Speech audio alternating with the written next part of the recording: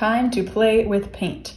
Our goal is to fill this paper with as many different colors as humanly possible. So get your paint palette, get ready to mix some different colors together. This is the paint palette I usually use, and I use it because I love that all these colors are already mixed and I can just grab them. But for today's exercise, I'm going to switch to a regular 8-color paint palette. And these are the colors I'm going to use to mix. And that way you can really see which colors I'm grabbing and how I'm mixing a variety of colors. So circle, circle, circles, lots of colors. Let's get started. Now for watercolor, I need to make sure I wake up my watercolor paint, get my paper towel handy too. And I'm going to start with just some red. Why not? So I'm going to start with plain red just to see what that color looks like. And I'm going to put it somewhere on paper. Paint just a circle of red. This red happens to be a fairly pink red, so try to get circle-ish. You'll be really good at circles by the end of this. Now, I'm going to try mixing this red with something else. Maybe a little bit of this purple. And a little bit can go a long way. And I'm gonna put that maybe over here. Ooh, so look, just slightly different, slightly more magenta.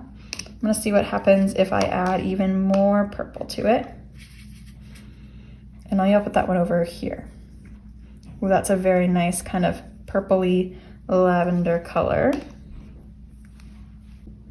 All right, and then I might take just some plain purple, since I haven't done that yet, and put that somewhere. I'm jumping my circles around because I don't want it to be in a gradient. However, that could be a cool effect if that's what you wanted to do, is you could just make your circles as you go and they would slowly change colors. Okay, I'm gonna move on to some yellow. Why not? So I'm gonna put some plain yellow somewhere. My goal is to not repeat a color, but we'll see if I can stick to that goal or not. And then I'm trying putting some of that yellow. Now I don't want to mix yellow with purple because yellow and purple are opposites. They will make brown, but I could mix yellow with some orange or some red.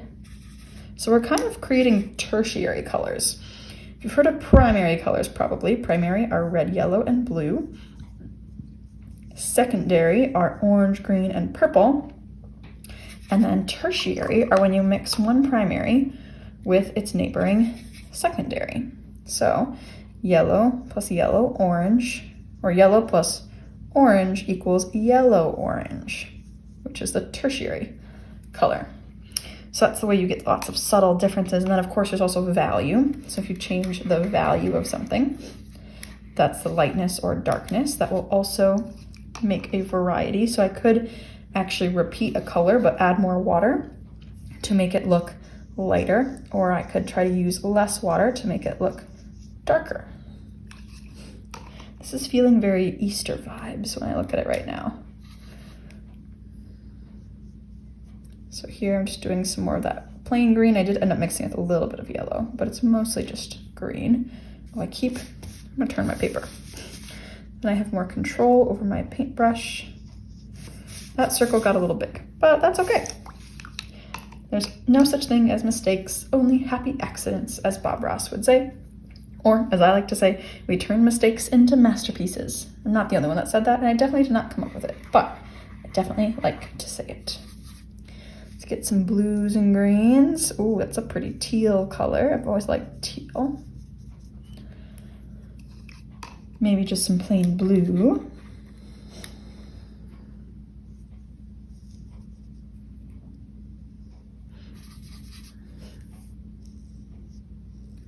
Now I'm kind of repeating my teal, but I tried to use a slightly less of one of the colors to make it a little different. See, I haven't used plain. I think I have used most of my colors now, so I'm probably not going to stick to only one. Let's see, I haven't done actually blue and purple together.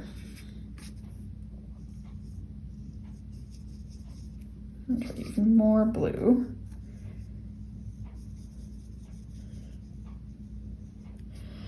Very nice. Okay, I've got a few empty spots. Now I'm just gonna go and look and see what I'm kind of missing. So like I don't have a lot of warm colors down here. So I'm gonna go back to my yellows and oranges and create some more warm values near the bottom. I don't think I've done red and orange yet either.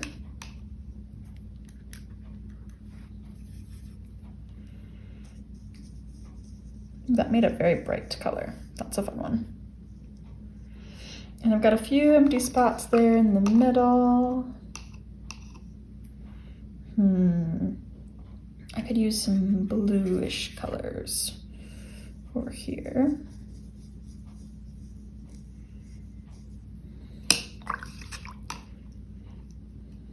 Maybe a green over here. Maybe a purple down here.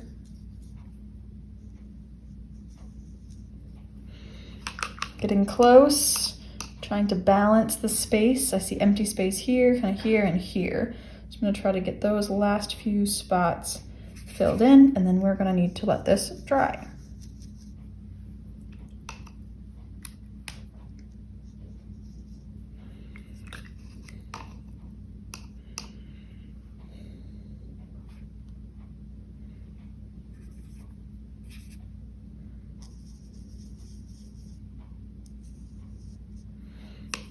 Okay, once you've completely filled your paper with fun, colorful circles, we're gonna either let it dry or make it dry, and then we'll talk about what's next.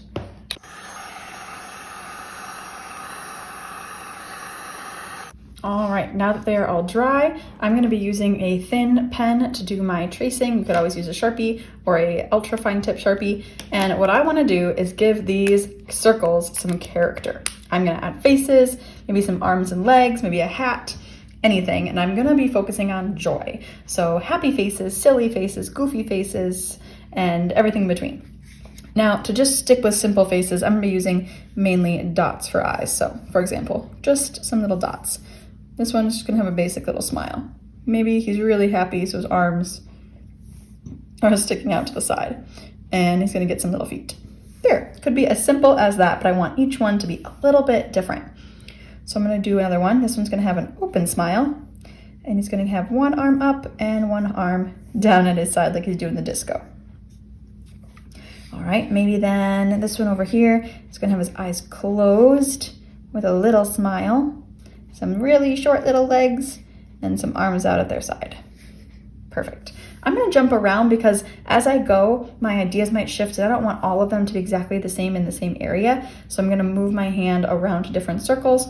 I could try to match the colors of the circles with the emotions if I'm not going for just joyful overall. Doesn't really matter. Maybe this one's kind of looking over to the side. So then his arm is actually coming out and the other arm is kind of behind his body, so we can change the perspective by just turning and shifting. And he's gonna have some little legs too. Maybe this one is looking over here and talking to their neighbor, and they've got arm up and arm up. So look how just by moving the face to the side, I can change the perspective of where that little character is looking off to. All right, maybe this one's gonna be, well, another smiley one over here with the eyes closed. Maybe I'll even give it a little eyelash in the corner. Maybe they're kind of talking, their mouth is open. In fact, maybe this one gets a little bow with some triangles and a circle. And maybe, oh my goodness, she sees something so cute. Oh, so cute. All right. And then this one, another regular smiley guy. It's gonna get a little funny hair there, arm at his side, arm up waving. I realized that this one didn't dry, so I'm trying to avoid putting my arm in it and let it dry while I do the rest.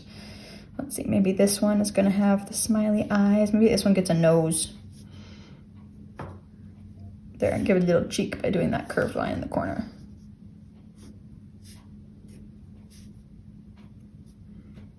Every single one is gonna have a different, cute personality, which makes it so much fun.